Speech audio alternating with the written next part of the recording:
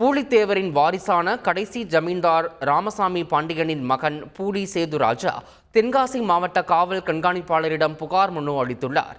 அதில் தியாகிகளுக்கான எந்த சலுகையும் தனக்கு வழங்கப்படவில்லை என்றும் அரண்மனையை எடுத்துக்கொண்டதற்கான இழப்பீடு எதுவும் வழங்கப்படவில்லை எனவும் குறிப்பிட்டுள்ளார். மேலும் அபகரிப்பு செய்யப்பட்ட தனது நிலத்தை மீட்டு நீதி வழங்க வேண்டும் எனவும் முதியவர் பூலி சேதுராஜா வலியுறுத்தியுள்ளார். என்னுடைய கடைசி மகன் ஒரே நபர் நான் மட்டும்தான். இன்றைக்கி நான் தான் நல்கடைஞ்சவர் ஜமீன்தார்.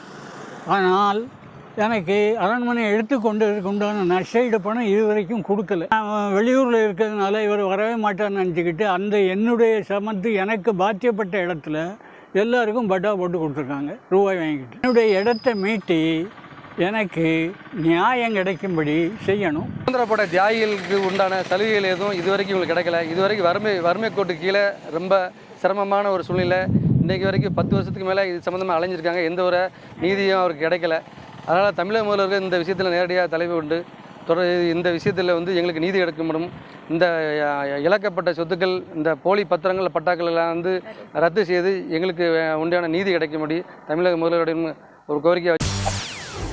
செய்திகளை உடனுக்குடன் தெரிந்து கொள்ள உடனே சப்ஸ்கிரைப் பண்ணுங்க.